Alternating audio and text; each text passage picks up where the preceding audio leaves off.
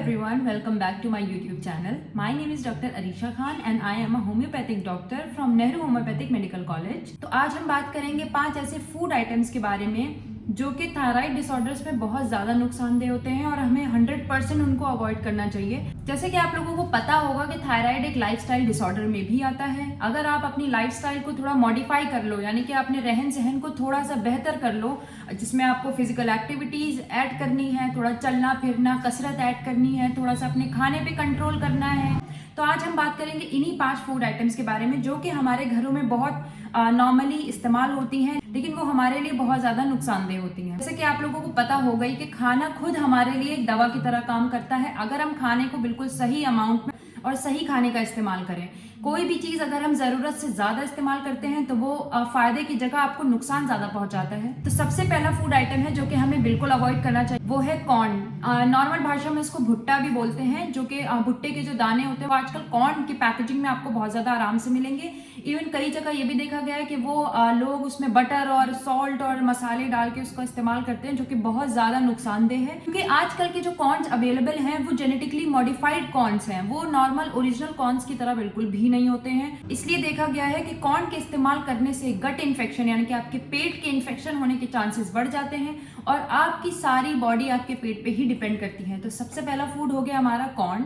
दूसरा फूड जो कि हमें अवॉइड करना है वो है कैफीन। कैफीन किसी भी फॉर्म में अवेलेबल हो सकता है, जैसे कि कॉफी, एनर्जी ड्रिंक्स, सोडाज। तो ये सारी चीजें जिनमें कैफीन होता है, इनकी हमें लत लगने की बहुत ज्यादा चांसेस हो जाते हैं, जिनका इस्तेमाल हम जरूरत से ज्यादा करने लगते हैं और वो हमारे लिए बहुत ज्यादा नुकसानदेह होता है। कैफीन क्यों नुकसानदेह होता है? कैफीन जो है हमारे जो ब्रेन में पिट्यूटरी ग्लैंड होता है, जो कि थायराइड हार्मोन रिलीज करता है, वो उसको अफेक्ट करता है। कैफीन पिट्यूटरी ग्लैंड के फंक्शन को अफेक्ट करता है, जिसकी वजह से जो पिट्यूटरी ग्लैंड के नॉर्मल हार्मोन्स है, जिसमें थायराइड भी एक हार्मोन है, वो भी अफेक्ट होता है। इसलिए कैफीन को देखा गया है कि थायराइड डिसऑर्डर्स में कैफीन की क्रेविंग भी बहुत ज्यादा पाई जाती है।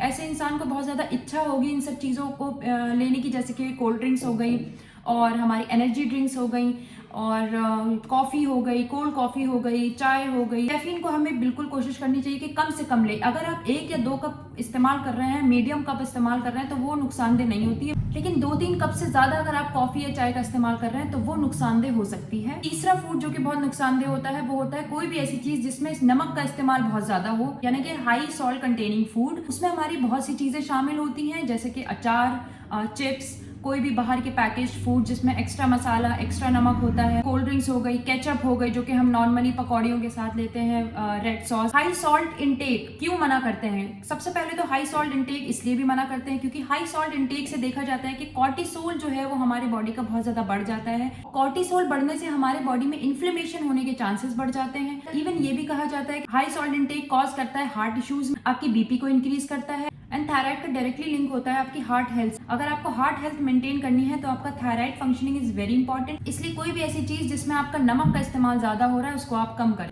फोर्थ फूड आइटम है जो कि हमें अवॉइड करना चाहिए वो है ग्लूटेन। ग्लूटेन एक प्रोटीन होता है जो कि हमारे खाने में पाया जाता है, जैसे कि बहुत सी सीरियल्स ऐसी हैं, बहुत से आटा है यानी कि गेहूं का आटे में पाया जाता है, मैदे में पाया जाता है, कॉर्न्स में पाया जाता है, राई में पाया जाता है, ब्रेड में पाया जाता है जो कि मैदे की बनती है। इवन गेहूं की जो व्हीट ब्रेड्स आजकल बहुत ज्यादा चल रही है उनमें पाया जाता है। कॉर्नफ्लेक्स जो लोग ये सोच के लेते हैं कि हमें वेट लूज करने में बहुत ज्यादा हेल्प करेगा, वो भी प्योरली ग्लूटेन से ही बना होता है। ये सारे फूड आइटम्स हमें बिल्कुल अवॉइड करने चाहिए। ये हमारे मेटाबॉलिज्म को बहुत ज्यादा स्लो कर देता है, हमारा वेट इंक्रीज होने लगता है। ग्लूटेन फूड जो है वो हमारी आंतों को बहुत ज्यादा मेहनत करने पे मजबूर करते हैं, क्योंकि ग्लूटेन को डाइजेस्ट करना थोड़ा सा मुश्किल होता है, जिसकी वजह से हमारी बॉडी में इन्फेक्शन और इन्फ्लेमेशन होने के चांसेस बढ़ जाते हैं। हमारी बॉडी में ग्लूकोज बढ़ जाता है, हमारी बॉडी वैसे भी इन्फ्लेमेशन प्रोन हो जाती है, यानी कि बहुत इजीली इन्फ्लेम हो सकती है और हाइपोथायराइडिज्म के केस में हमें इन्फ्लेमेशन से ही बचना होता है। फिफ्थ फूड जिसकी हम बात करेंगे वो है वेजिटेबल ऑयल। वेजिटेबल ऑयल में सोया ऑयल यूज होता है, जो कि ज्यादातर लोग